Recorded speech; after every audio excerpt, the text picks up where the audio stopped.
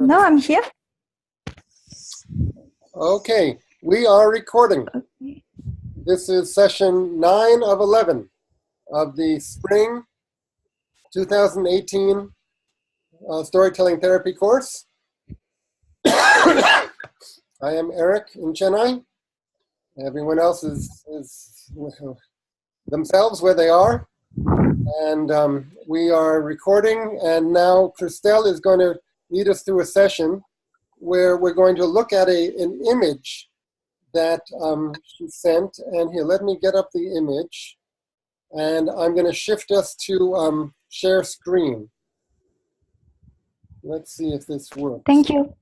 Yes. Okay, everybody, can you see this image in the middle? Can you make it a bit bigger? Just a tiny bit bigger. I make it bigger. Let's see. But Yeah, that's good. let, Okay, let me try a different method. Let me try this method. Okay, how about this? Is that covering? Yeah. Okay. Yeah, that's wonderful. Okay. Christelle, why don't you explain what this is and take us through the process that you want to take us Yeah. through. Go ahead. Yeah. So it's something I would like to present you. It's a way to see the journey between birth and death. That comes from a German philosopher. His name is Rudolf Steiner. Maybe you know it because it's a philosophy who has given a lot of things in agriculture and education. We have, for example, in Bangalore, 4, 5, maybe 6 Steiner schools. So it's more psychological and with a bit of astrology. So it's, let's see it as a story, and please interrupt me whenever you want. So I discovered that, and it makes sense. It made sense to me regarding my life and what I've been through until now. So let's tell it as a story. So it's a soul that comes on Earth. So you see the conception is the little star, and birth is where is written 0. Okay? And life is like a long, how can I say? Going down and going up again. And the soul coming on earth has a lot of experience already.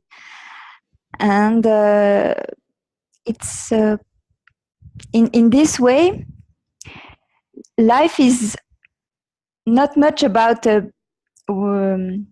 will or building things or planning things.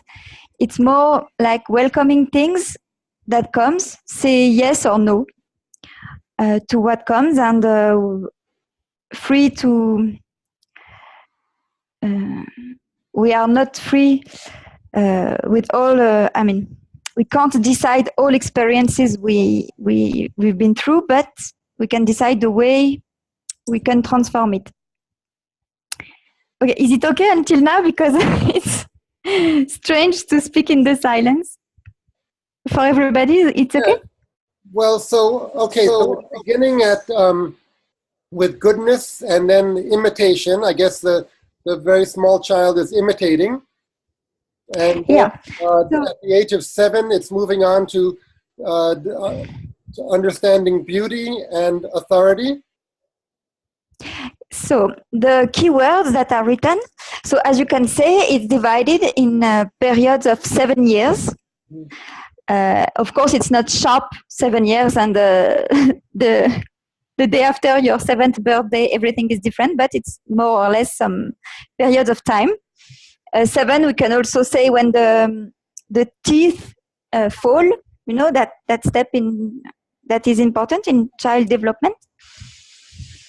And what the child need at that age is to feel that the world is good. No tension, no paradox, no things hidden. It's like he can rely on everything and trust the world and trust the environment. And the child imitates everything, of course, as you said, Eric, imitates what we do, what we say, even the state of mind of environment, the ambience, the atmosphere, everything. And from 7 to 14, it's more the time where the child experiment all the. It's like every child is an artist. So they paint, they play music, they invent, they have so many creative ideas, and they really need to express and be surrounded by beauty, by lot of colors, lot of sounds, lot of smells, lot of musics. And they need, at that time, what is the role of adult? They need somebody toward whom they can look up. It's also a kind of imitation, but it's more somebody that they will imitate, and not everything like the mood, the ambience, the atmosphere. So some remarks, in the adults. And then the teenage time, the teenagers seek for truth. So they don't care if they don't, authority is not sufficient. And they are sensitive to only what is logical and what is true. And we can't say them, you do that because I tell you to do that. It has to make sense. We can touch them only with the logical reasoning and give advice. It's like the time of authority is ending at that time. And so, how can I say now? Until now, yeah. Sorry, are you going to speak also about the planets afterwards, or this goes also right now with why are these planets there on the side? Yeah, maybe I'm just curious. after. Okay. Yeah. Just afterwards. Okay. And so it's basically the three, the from 0 to 21, the development of the sensitivity and the body. And then from 21 to 42, all the nuances in the soul, means all the sensations, feelings, understanding, and then consciousness. And we go through, from a state in the 20s where we want to experiment a lot of things and meet people and talk and really experience things. Then begin to have really our own opinion based on our experience. And then it's the time for consciousness. It's like we are conscious of the thoughts we have. And it's really the state where the knowledge is not only a knowledge in the mind, it's really part of us. And the three following periods of 7 years, it's really like given back to the world all that we have received and transformed.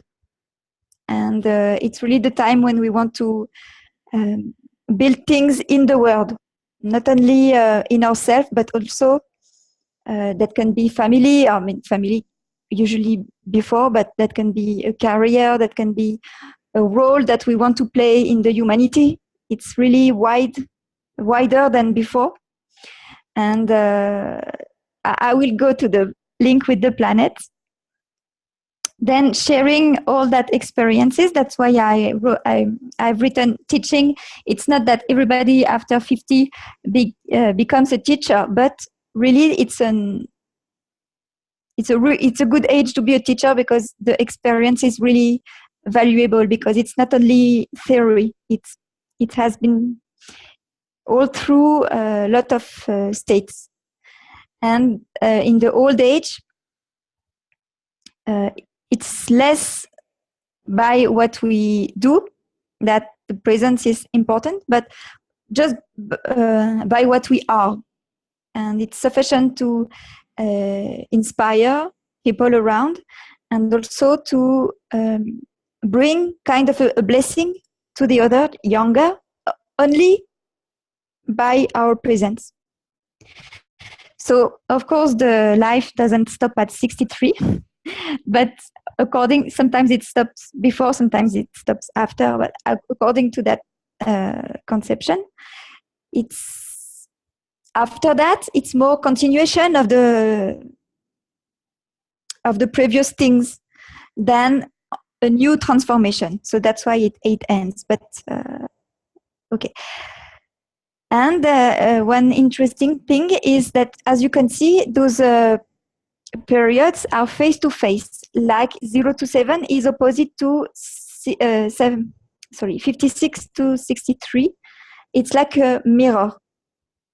And basically, everything we have received left side, we have transformed it into our own soul and experience, sensations, intellect, and consciousness, and be able to give it again, to give it back after transformation. And transformation is basically in the middle of life. And the planets, so I won't go very deep in astrology, but every planet has a quality. And during the first half of life, it's more about constructing. Even physically, the body is constructing. We are stronger and stronger and stronger. And so we have the inner planets, the planets that are in between Earth and Sun. So Moon, Mercury, and Venus. Venus is its quality. Moon, its quality is more development and reflection. It's not a development very, how can I say, conscious. And Mercury, its quality is the movement. It's linked with that period of childhood. And Venus,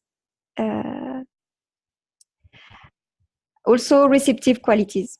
And Sun is the planet that is shining on the 20 years in the middle of life. And we have then the outer planets after the Earth, the slow planets. And at the physical level, you agree, we are not building that much in the second half of life. So we have kind of destruction of the physical, because we can do less things physically than before. But at the level of consciousness, we grow. So again, it's like a mirroring. And Jupiter is that, you know the god Jupiter in the mythology. So it's really glowing and shining and teaching. And Saturn is there to bring limits and structure. And there is another link with astronomy, something that is tangible.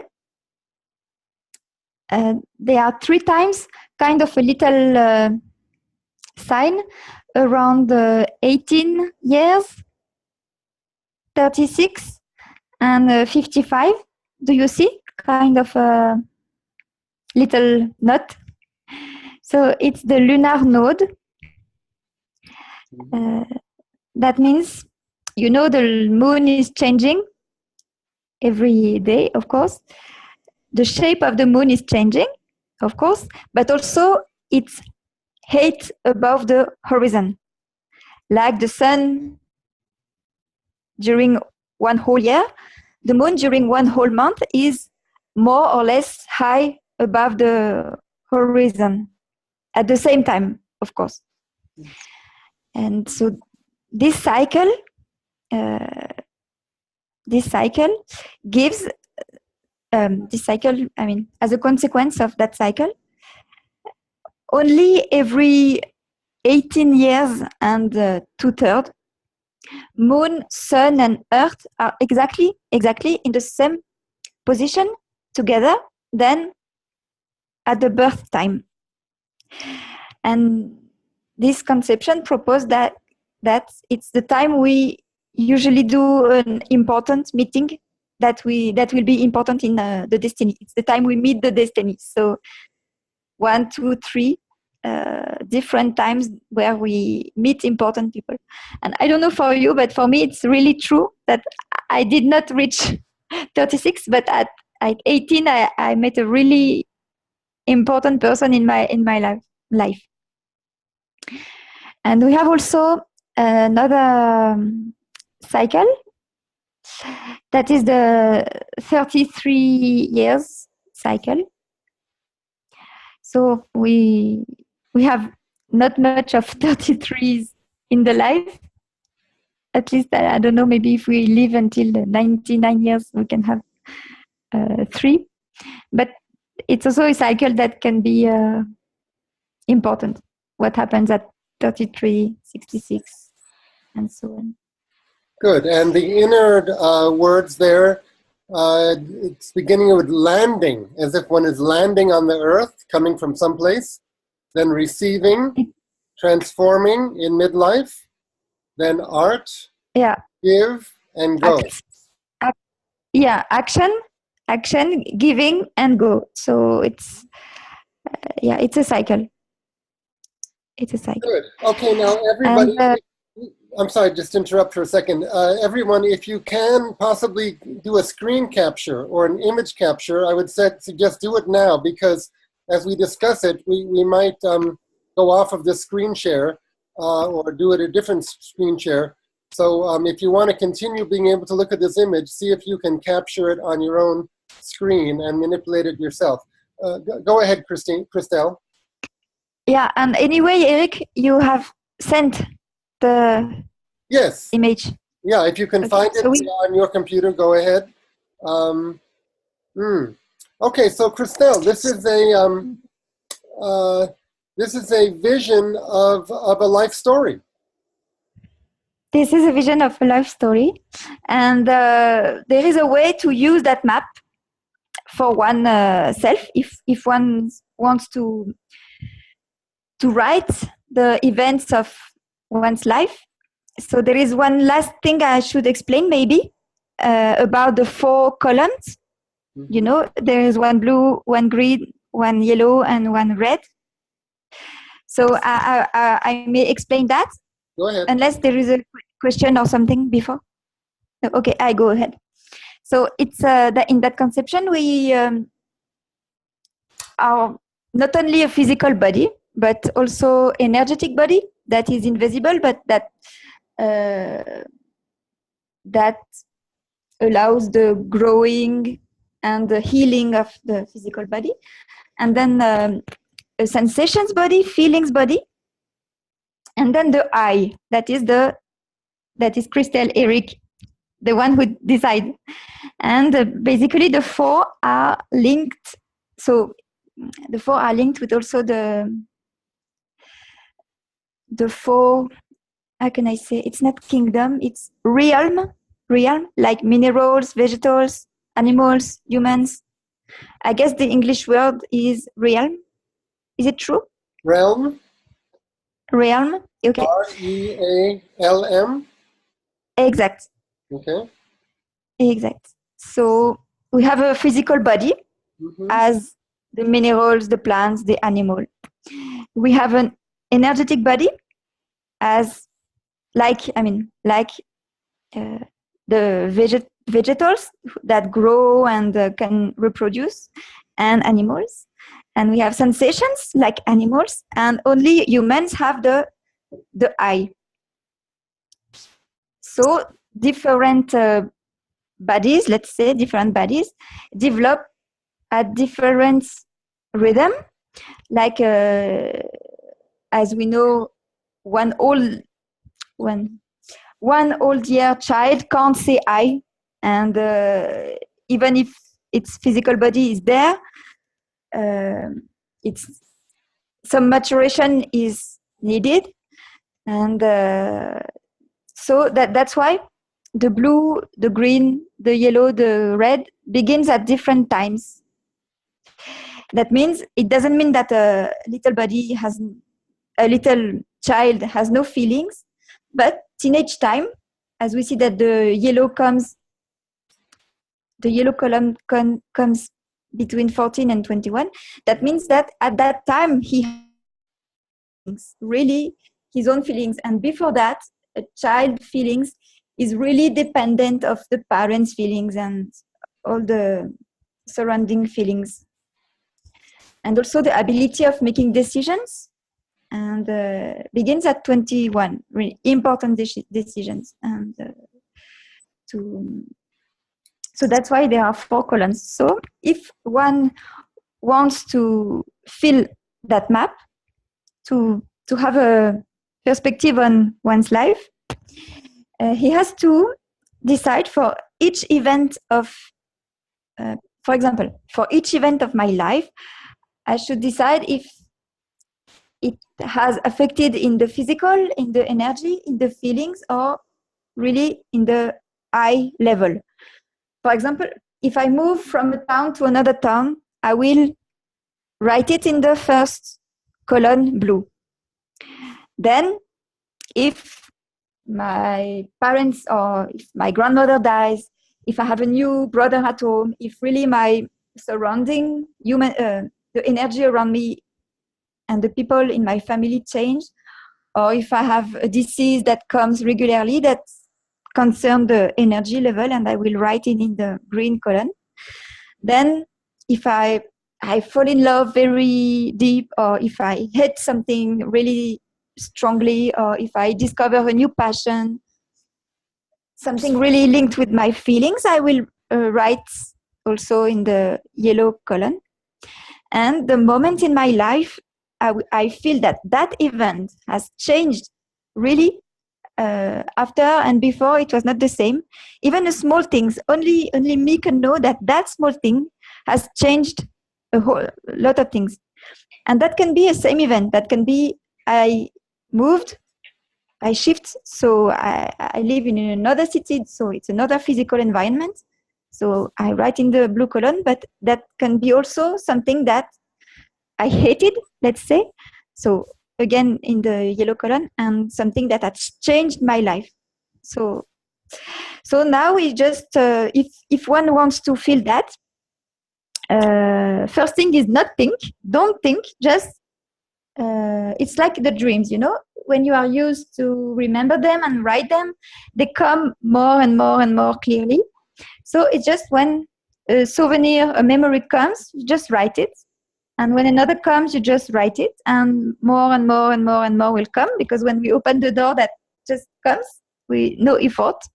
And it's interesting to see that we can find a rhythm in each plane of life: physical, energy, feelings, and I. We can also find a plane. We can also discover it's like externalizing. It's a map, so we can also see links in between different events or repetitions that we haven't been aware of. So it's long, but it's a long-term thing. But that can be very interesting to do. Wonderful. Okay, I'm done. Wonderful. Okay, now I'm going to stop the screen share. So now we see each other again. Let me try another share screen. I'm trying to do it so.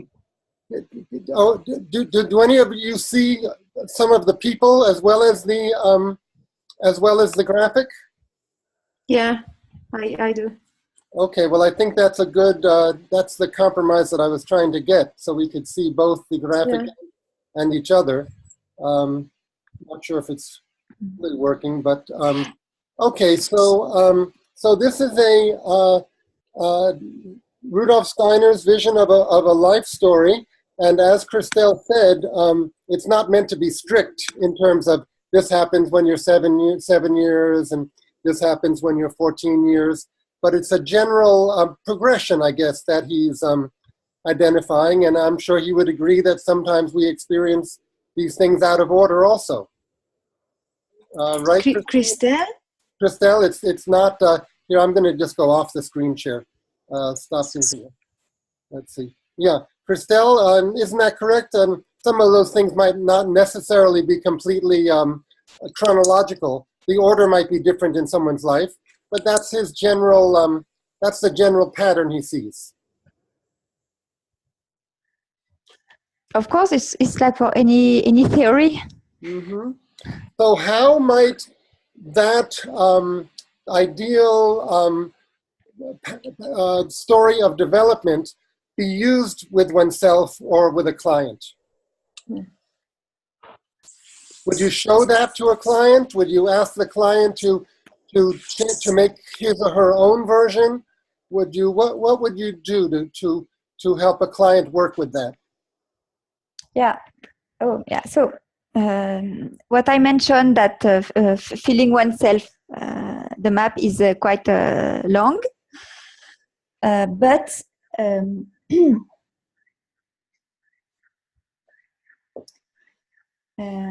how can I say? Let's just take the 3 first periods of 7 years where the child needs goodness around him. The child needs beauty and somebody he can look up, and the child needs truth.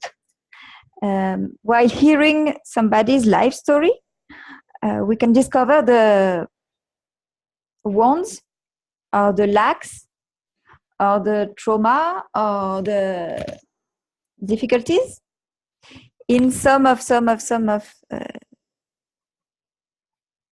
states. So it's something I use also in art therapy. If, for example,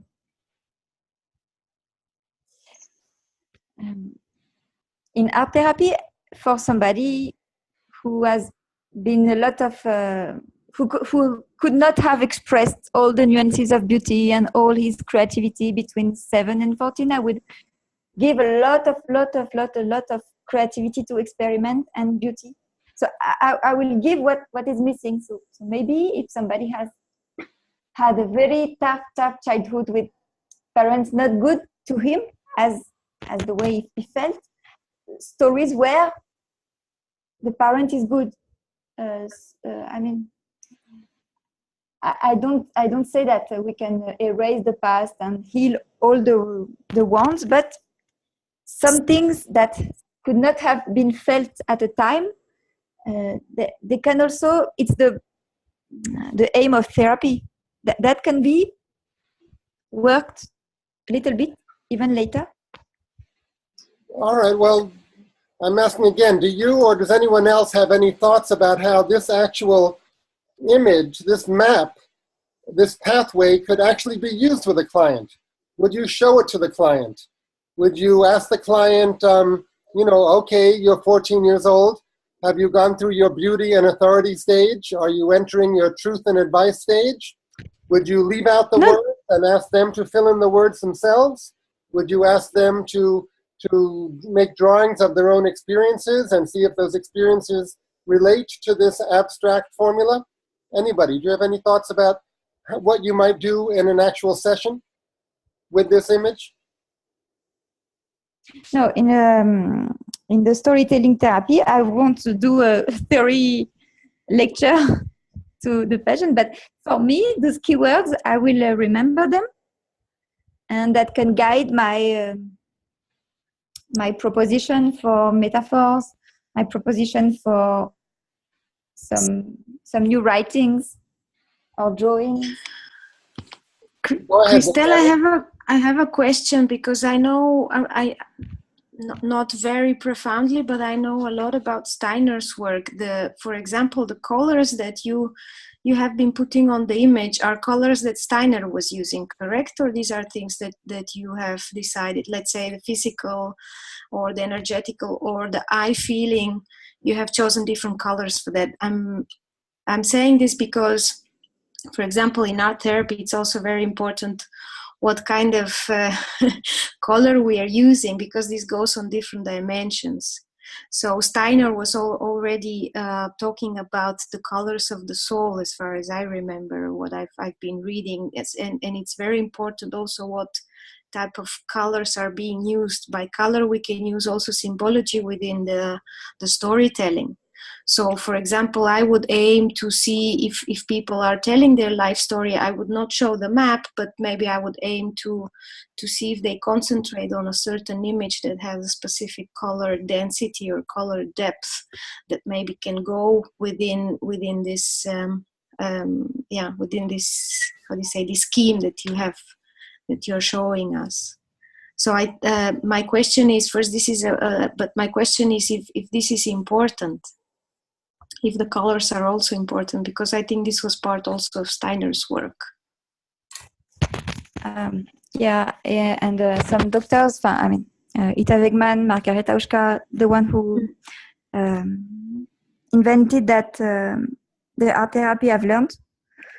But yeah, it's blue is the color for earth, green is for water, air, so linked with the feelings, and the fire is the color for the eye, and also color of the planets are right according to that conception. But again, I don't want to talk about art therapy, because of course in art therapy there are many exercise and many ways to work with somebody's biography and according to what periods have been tough or not. But now, for nights, I wanted to share you that only for the, I don't know, the general keywords of goodness, beauty, and truth. Mm-hmm. And well, for myself, I would feel fine about showing this to a client, but then I would, and explaining Rudolf Steiner's color symbolism, and explaining his idea of the different stages. But then I would give the client a big blank piece of paper and, the beautiful different types of crayons and markers, and invite the client to make their own version, to either imitate Steiner's color symbolism and pathway. That pathway is it's a spiral, actually. So you can invite the client to make a spiral, a circle, a straight line with the events of her life along the way, and then see what the client comes up with. But I think we can probably agree there's no need to force every client to use the exact color symbolism and the exact all the exact details that Steiner sees. But of course. Steiner's model. Of course, I've done it because I wanted to be right, and I had to choose color. I wanted to make it beautiful for you guys to see. Sure. But of course, and I've done a training on biography also that happens in Bangalore. Say somebody comes from Germany and gives some workshops all over India, by the way. Very interesting about biography. His name is Carl. Carl, okay, I send you the link. And of course, it's totally free for somebody to symbolize her life. We just ask to symbolize it as a river. So that can be a river like that, big in the bottom of the page, in the top of the page, and in any direction, the river. And he just symbolize or just the colors or the drawings, all the events in his life, but it doesn't have to be, it has to be chronological, but spontaneously people do it chronologically, but it doesn't have to respect the gap between the events. No? Mm-hmm. and also to imagine to the continuation of that river, what will happen in the future. Mm-hmm. Yeah, of course it has to be creative. Let's not focus on the colors. It's Okay. Anyone else? Any other thoughts about this this image with pathway and its color? And but its words? I would add Go that ahead. if you want to work with all the map with a client, maybe one has to be trained a little more or read at least a little more. There are, for example, two American writers who O'Neill. Their name is O'Neill, Gisela and David, I guess, and they have made wonderful books. I mean, for now, it's not sufficient to work with that because it's just. Yes, I think the airport sound is a little distracting. I think yeah, good. Okay. Final thoughts about this presentation. It was a wonderful presentation. I got a lot of ideas on how to use this kind of thing with a client. I think it's a very stimulating thing to see and look at and think about it. And it can really trigger a lot of thoughts and reactions.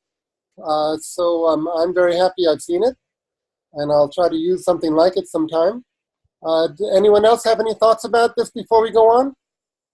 Go ahead, Smita. I have two. Okay. Oh, no, okay, first Vikas, then Smita. Go ahead. Yeah. So I have two thoughts. One, very quickly, I wasn't comfortable with the solid lines between the ages. So if I were to draw it, I was thinking I would leave some gap between one age cluster and another age cluster. And I would also invite the client to see what he's taking from one phase to the other phase.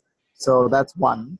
And number two, currently in my own phase of life, my physical energy is not the best. I'm not getting enough rest, and I'm seeing that it is fogging the way I feel about people, the way I feel about things. It is fogging the way I feel about myself, and of course, it is fogging my blue zone, which is my physical self. So I so beautifully related to this, and thank you, Christelle, because this is just probably what I needed right now in my life. So thank you so much. Thank you so much. Yes, of course. The lines are it's really rough to draw a line like that. Of course, you are not somebody different. After your 7th birthday, that's what I said in the very beginning. It's just not. It's not so sharp. Of course. Of You know, course. often the value of a pattern is to see how we correspond to it and how we differ from it. So in that way, we can really take stock of ourselves and our own life journeys by seeing how it corresponds and how it does not correspond to this particular version imagined by Rudolf Steiner. I will send I guess in general, there's the idea that at first we experience, then we teach. But some people are already teaching as teenagers. And others of us only begin teaching, consciously teaching, in our 60s or so. So it can be all mixed up. Smita, did you want to say something?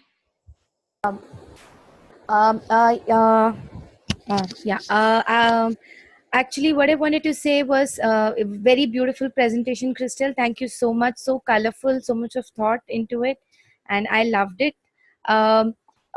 What happened in the past few days was that during the sessions of talking to people about the using the therapy, I kind of used I told her to draw a pie chart, about what she feels at present and what she feels, what she would be thinking, what she would feel after she's 60, and the things that I understood through the process was so beautiful. And now when I'm checking it with what you have shown, it's showing me a whole new path. So I think there is a lot of more than self-realization. I'm able to analyze properly as to what is the I don't know how to say this, the mental age or the mental maturity state of the person that the person is in, rather than exactly the physical age of that person. I don't know, I mean, you understand what I'm saying? So there could be a lot of difference between a 21-year-old who thinks like a 30-year-old, but you need to address them in that particular age, is what I feel. And my second point was exactly what Vikas said. The blue line and the physical blurring into it's beautiful, it's true. But I can we modify it to the current trend? Like there is a lot of change in lifestyle, there are a lot of lifestyle changes in the present of people, so can we modify it and present it? That's a question. Sorry, my computer is just off, so I couldn't. What blue line? I just have The physical line which was blurring in as we age. The physical line, the blue line. Yeah, the no, blue it's color. not. Yeah, it's not. It's not blurring. It's blurring at the very beginning of life. No, the physical body is still there. We have less physical strength, but physical body is there until the death. Yes, that's what I said. Ki, is it? I mean, like it starts and then like the see. I understand that the physical body is present, but what I'm saying is, can I modify it? Because there is so much of see, there could be anything like ailment and whatever. So does that affect in the physical or does that affect in the energy? I'm not sure. Maybe I'm confusing. Like for example, there is a stress-related ailment. Okay, she's hypochondriac. So how do I deal with that? I'm just giving an example. It's Can we modify it? Is this what I'm asking? Of course, Smita, of course you can modify it. You can modify any pattern. You know, these patterns that I might have presented about, one scholar says that in the beginning of a story, everyone is together, then there's a fragmentation, everyone goes apart, and then at the end, the family has to be brought back together again. You can modify that pattern. Every pattern put forth by a scholar or a psychologist is a fantasy. It's a whim. It's a vision, which especially comes out of his or her, being. But of course, we can modify all these things to make them fit our own experience better. Okay, thank you. According to that, disease would be more the energetic colon. But if you feel that it's more feelings of anxiety, then this is in the body. You could put in the yellow, or you can put a question mark. Lot of things in for my life. I've written in two different columns because I was not sure, and I put some question marks all over the. I mean, all along the path. But that's okay. It's not to have a definite answer. It's just because it brings new ideas. So it's the only. I mean, it's a piece of paper. The only aim is to open new ideas and open new questions and open new links, and that's it. But the blurring, it's of course the column that goes back in the middle. That like that. It's just because my pens was not good, but same color. Okay. Very good. Okay, let's just take a look at writings that were sent in by Sid and Smita. Actually, Sid sent a link to a blog Now let's see. I'll get it up there and then maybe just read through it quickly. Can people see this a little bit? Yeah. Yeah. It says, should I make it bigger? Should I make the letters bigger? It's okay. To me, it's okay. Okay. Okay. I am intelligent. The other day, I happened to meet with a doctor. I had gone for some diagnostics. The doctor was quite known in his field of medicine and was gleefully shooting questions to diagnose the symptoms and see where was the root cause. After the first round of rapid fire questions, he went on to do some physical checks, and then he smiled. He stated what he was thinking and finally asked me to get some tests done. All this was rendered over a smile, cracking jokes, and getting to understand me as a person. When all the tests were over, I took the report and waited for my turn. It was a long day for him and me. As I stepped up, he beamingly asked, "How is my young man doing?" And I cracked up to relieve all my stress. He looked at the reports and finally said, "I knew there was nothing wrong with you, and you are all clear." And we went on chatting for some minutes. At the end, I told him, "You are a good doctor." He laughed and said, "No, I am not only a good doctor, I am an intelligent one also." As I thanked him and left the room with a positive note, I got caught in my thoughts. It was a great positive charge about self, which has rubbed off on me to say, "You are in safe hands." What a great way to keep one's motivation on and drive the positive affirmation that I'm good and I can keep doing good. In spite of the odds at work or in personal life, how often we do not only keep ourselves motivated by feeling good for who we are, but we also share that positive. How often do we feel good about who we are and share the positive vibe with people around us? I think it is a very powerful question to think about our own positive frame of mind. I am good, I am intelligent, I am in control of my environment. So thank goodness, first of all, I think part of the good thing was that there was no negative, there was no diagnosis of a serious illness. That certainly made the story happy. But that's not your point here, Sid. I think your point is that his manner, the doctor's manner, just made you feel good, right? That he treated you like a human being. He paid attention to you as an individual. And well, you tell us, what was it about the way he behaved that really gave you such a good feeling? What caught me with awe was the way in which he, like you very well said, like a human being. That was the first thing that really made me feel warm and comfortable. And just to give you a background, this is my dad's story. I was with him when we went into the clinic to get him diagnosed, and my dad had gone with a lot of apprehensions, worries as he stepped in. But then, as the first consultation got over, and as the second consultation got over, he was, even without the drugs and without any medication, he was already 75% well, and the frame of mind literally changed. And this dialogue that the doctor shared, and my dad actually said, "You're a good doctor." So he replied back, "No, I'm not a good doctor. I'm also an intelligent one." And that gave the confirmation that he is in safe hands.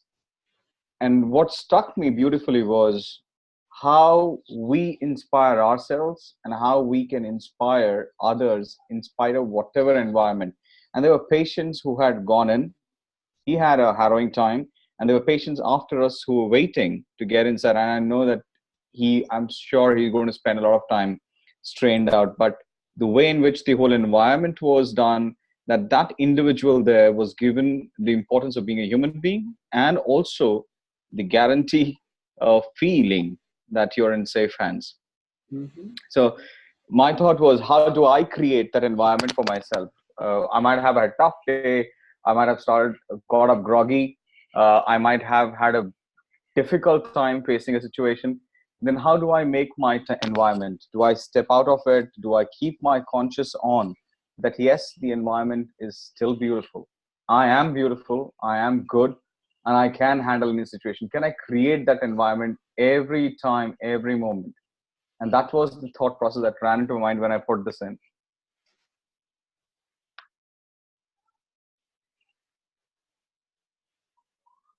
So I was connecting basically the story part and then what the learnings that one could look at. Mm-hmm.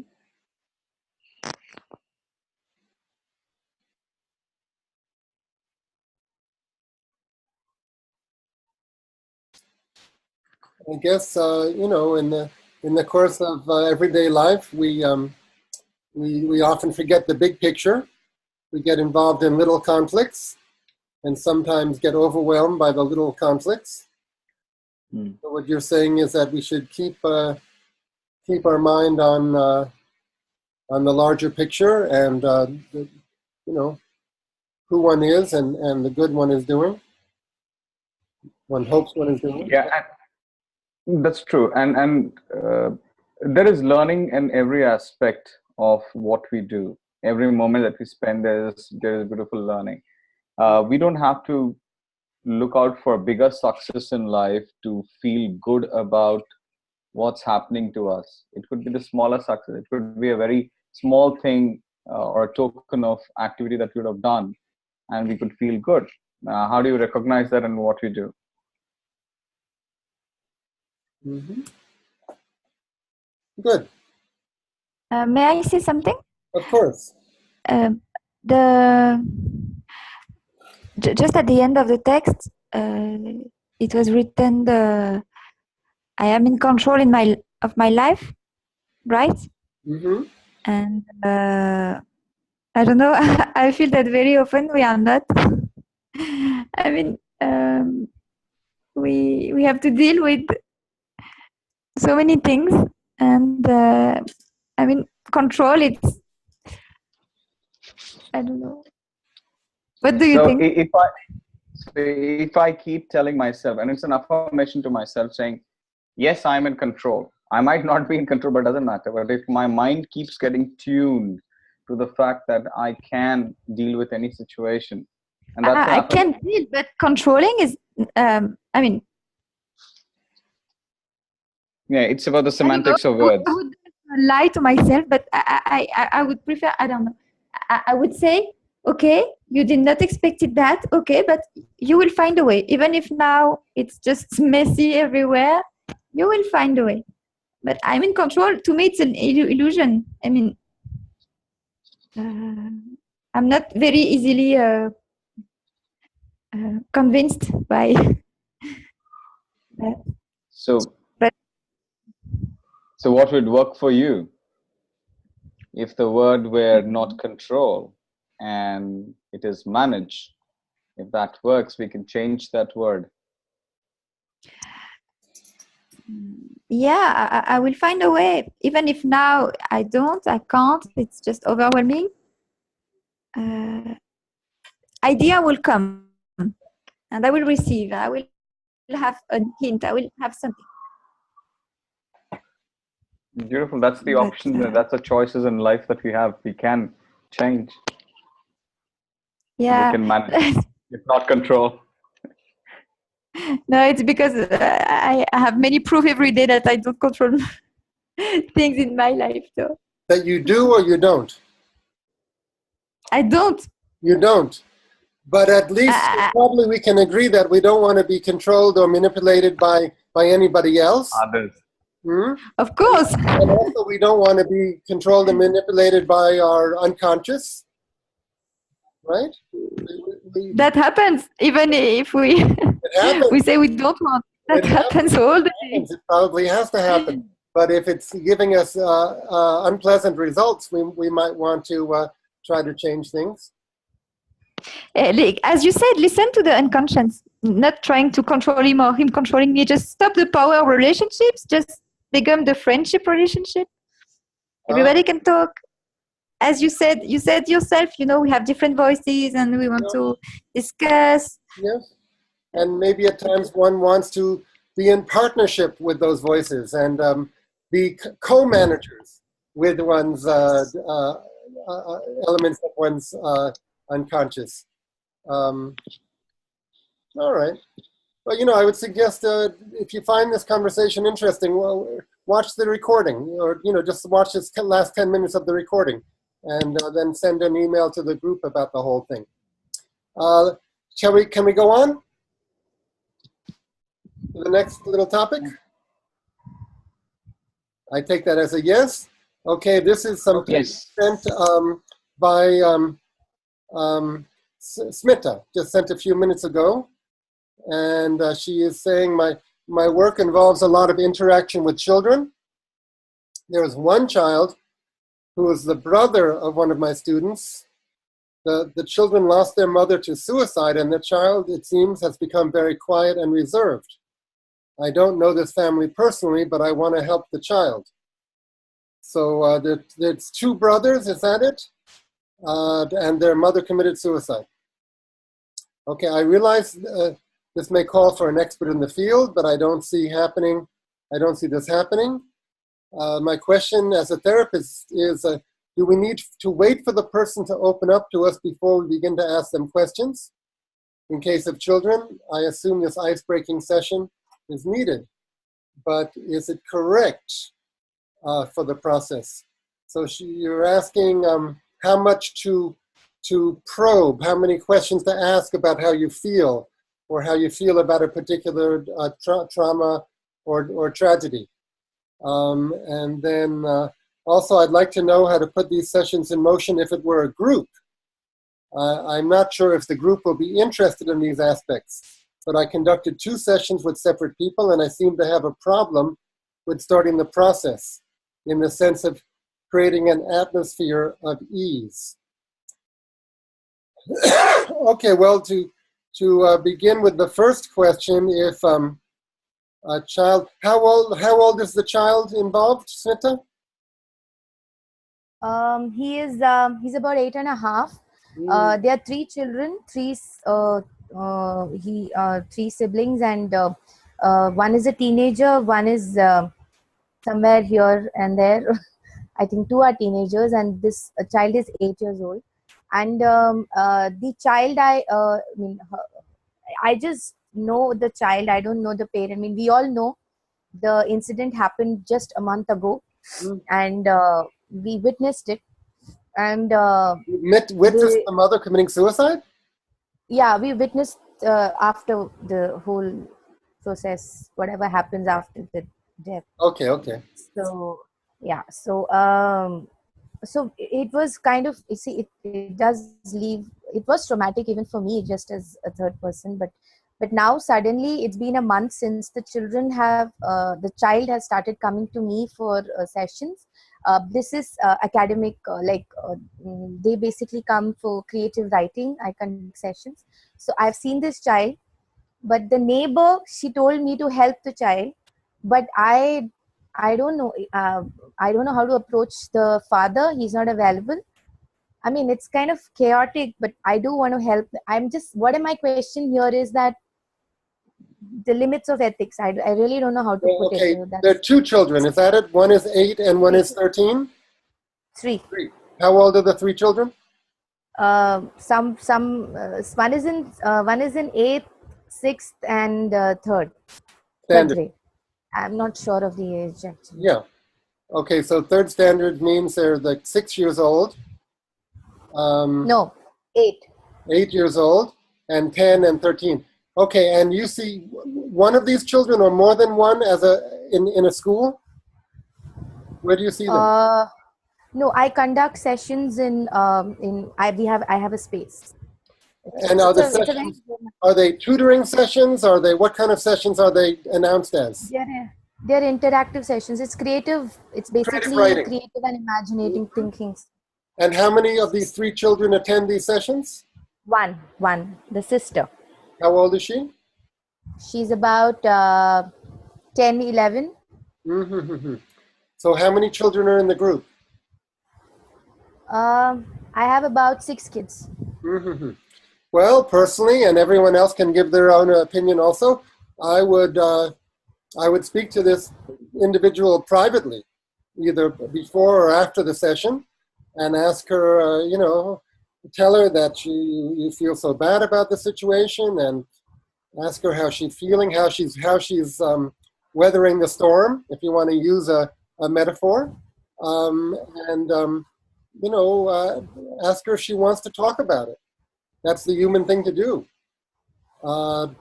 And then also perhaps you could ask her if she wants to write about it in the context of the activity class. But I personally, I would approach her privately first and speak to her, directly about how she's dealing with the situation before I would raise the idea of her sharing this with the group or her possibly writing about it either in fictional or in metaphorical terms. First things first. We have to, relate to a human being as a human being directly about their situation before we can talk about groups and before we can talk about productive activities like creative writing. But does anyone else have any? Well, okay, how do you respond to that, Smita? Does that make any sense, or how do you feel? That's exactly why people in India, they don't consider therapy is something which they would definitely not. This is not therapy, No. You don't have a master's degree in psychology anyway, right? No. I agree. It's not that. I'm just saying, in the sense, it's not easy to approach people to just say, okay, let me talk to your child. It's going to be very difficult. You would talk to is the father on the scene? Yeah, but that's exactly my point. The person who has requested me to do it is a friend of the mom, and that's the question I'm putting up here, is the ethical, the line of ethics. That friend of the mom has no authority here. The question is whether question is whether you, before or after the session, feel comfortable just expressing sympathy to her and asking her if this person, if she wants to talk about it, or if she wants to write about it, if she wants to share with the group about it. But okay. Yeah, obviously you're not trained as a therapist. You're not in a position to do quote unquote therapy with her, but you can, have you noticed a change in her behavior in the last month? No, the change is actually in the younger one, the brother. He's not my student, and that's the whole hiccup. If I had him in the sessions, maybe I would have even spoken to him. Because he's not there. But the request came from the neighbor or mom's friend. Who are the children living with now? I work with the elder sister, but this brother keeps coming because he's kind of insecure, so he's not left alone. So what adult are they living with? They're living with your grandparents. Mm-hmm. So I think at some point, if there was any intervention that you might want to recommend, you should talk to the grandparents. If you get the sense that the children want to see a therapist of some sort, the grandparents are the ones who would need to, go along with that. Okay, anybody else? I'm sorry. My question is not. It's not about this particular situation. What I'm trying to say is that I've kind of encountered. There is maybe if I practice it for long, I wouldn't have these questions. But it's just that you don't like. Last week we had a workshop with prison inmates, and we were talking about actually how they can love themselves and feel good about themselves. Exactly what Sid was talking about today. And we had this whole process, and then there were things where the people wanted to speak to us, and then we were given instructions: we don't get too personal, let them. But then there are people who want to talk, they're going through a trauma, it's guilt. So what my question is, as a person or a facilitator or a practitioner, where do you draw a line?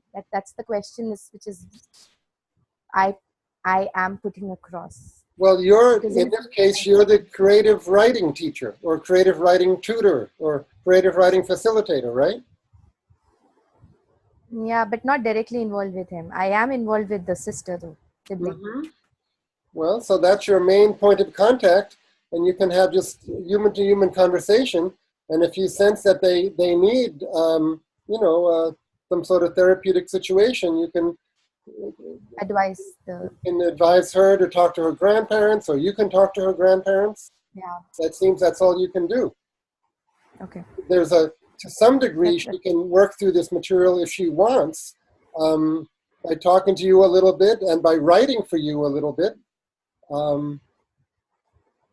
But when people are in a creative writing class and they start writing about very intense emotions, like suicidal thoughts or homicidal thoughts, it is certainly the responsibility of the creative writing teacher to talk to the parents and in some cases the police. In other words, you don't keep things secret. If somebody really seems to be in danger of hurting themselves or others, you don't keep that a secret. Okay. Anybody else? Any reactions to Smita's questions?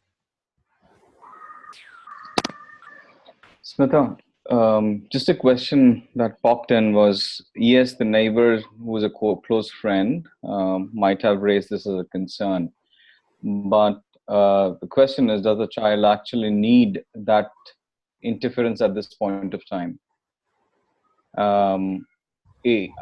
That's the question that popped into my mind is, yes, it's an 8.5-year-old kid, but is that space to be there, which lets you get in? Yeah, the concern was actually raised by the child's teacher in school, and they decided not to go to the counselor, and she just wanted me to just find a source of or some kind of an outlet or something that can happen. So this was the scenario.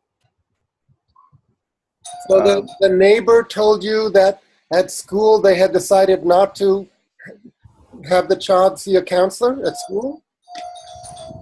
Yeah. Whoops. We lost her. Just at the important moment. Yeah. Well, it's true. In situations like this, neighbors are often in the middle of it. They may have no legal, standing in the situation, but they may know more about the situation than most anybody else, and they may have some good advice. But as you were saying, Sid, it's really one person it's up to is the children themselves, what they say they want or need. That's not the only consideration, but that's certainly one. And another consideration is what the grandparents feel the children need. Even if the children don't want it, the grandparents can, encourage them and almost force them to see a therapist with, rewards and punishments. But one thing to do is to talk to the grandparents if one has strong a feeling of what might benefit the children. I'm sorry, did I interrupt you? Oh, go ahead. I'm sorry. No, sorry, I lost connection there briefly, but I'll catch up in the recording. I'll try to do that about this particular situation. But my questions about drawing the line, I don't know. I mean, I know it's vague, but maybe I'll learn it on the way. I don't know. Well, are you planning to do some academic work in terms of doing a master's degree in psychology? Yeah, I am. I have already applied. Mm-hmm. Wonderful. Okay. Psychotherapy.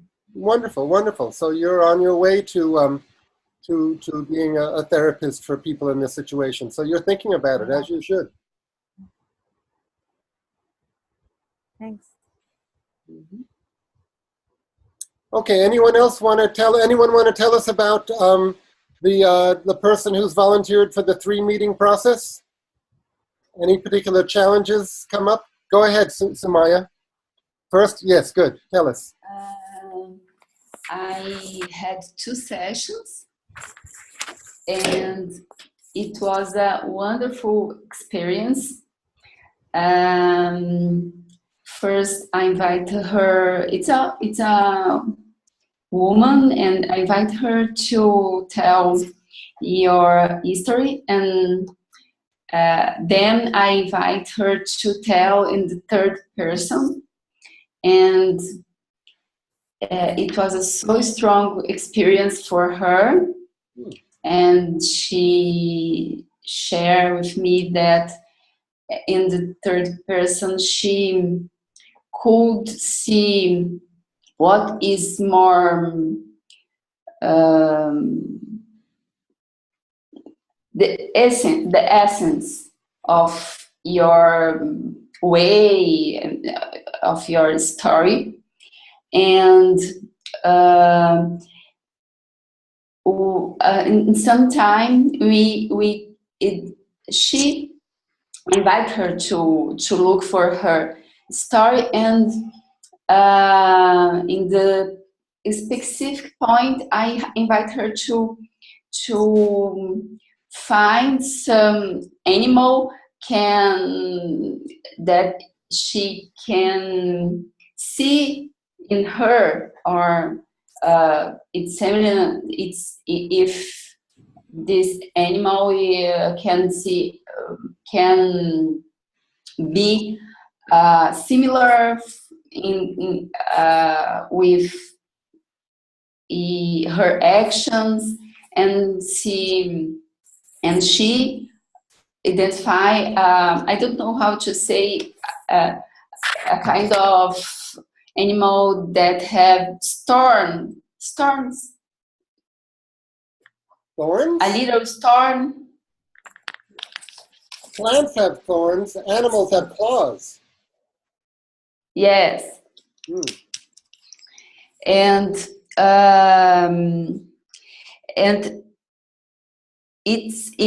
I invite her to talk with me, like her was talking with this animal. And it was so interesting. She could see very important things about her feelings, about her needs, and I asked her to do a journaling and to observe if she can see this animal in her during the week. And we had our second session today, and she said that because she gave a name for this behavior, it seems that this behavior not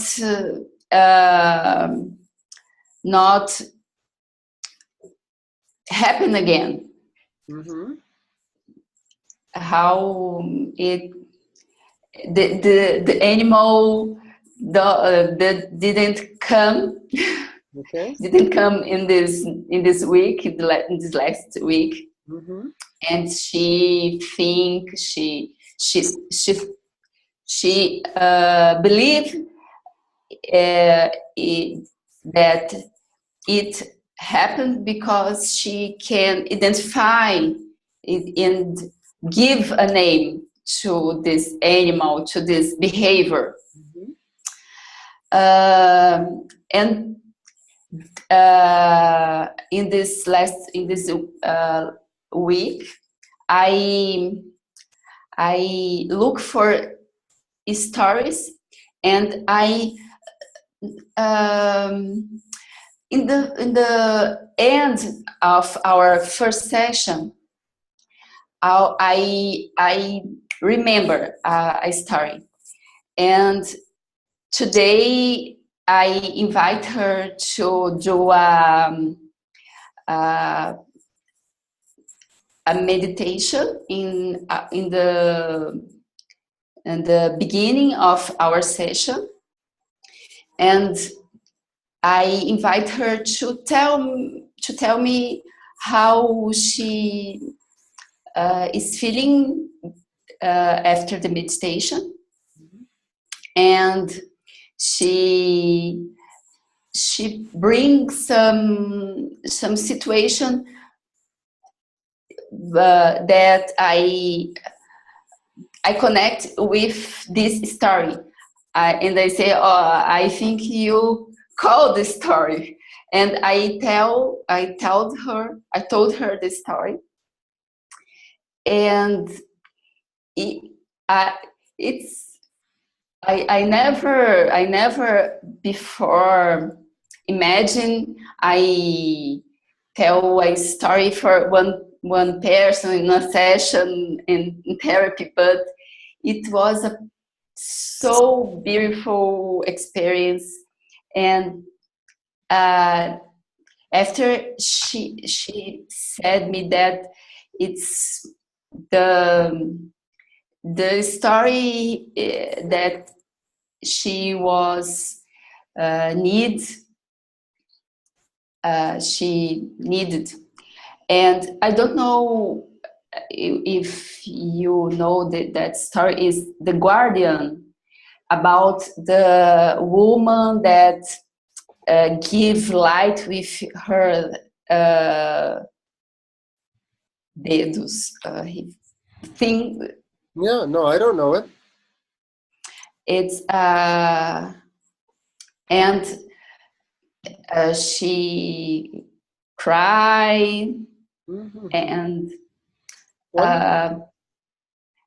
she tell me her experience about listening the story, and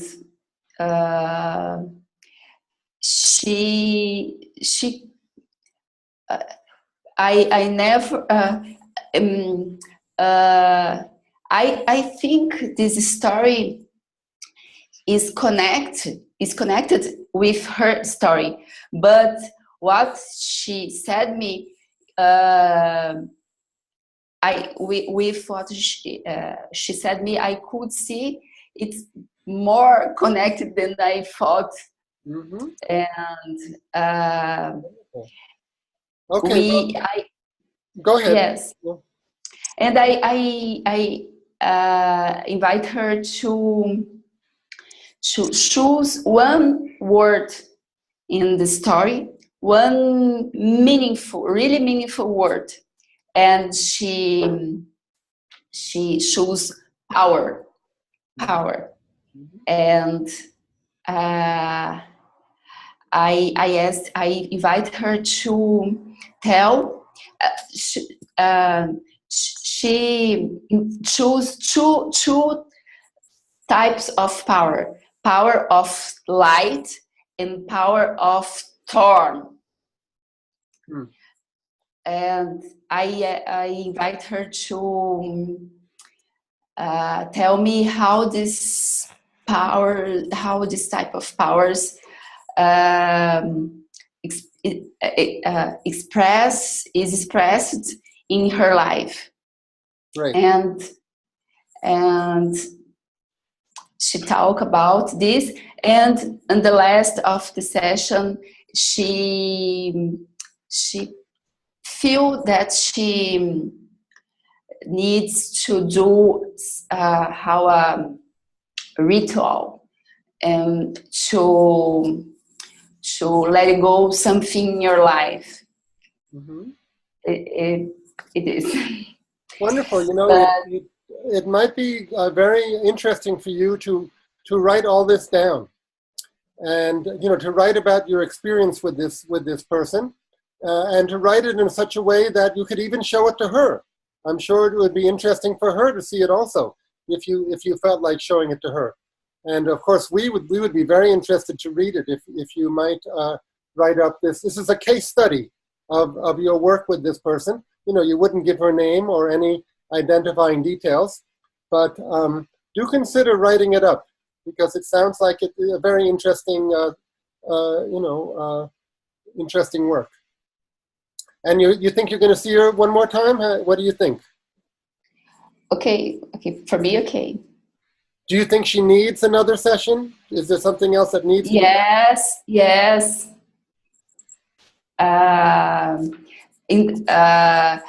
She will journaling these feelings after our session, and she will do the ritual we want to do. The ritual, and as part of that ritual, she'll come up with a healing story. Maybe the ritual itself will be a healing story. It sounds like the animal, she doesn't really want to be in continuous contact with that animal, because it sounds like that animal is a little scary or something, and it needed to come out and be heard, but now it's gone, and it sounds like she's kind of happy it's gone. So we don't have to insist that that animal is part of any story that she would tell again and again.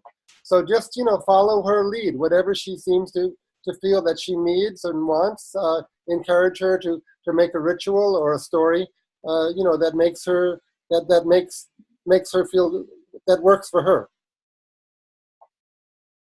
Okay. And she could see this need to do a ritual when I invite her to tell another end to her story. Excellent.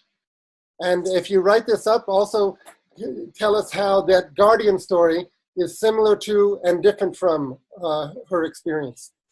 Okay, I feel we should end the session. First, let me stop the recording.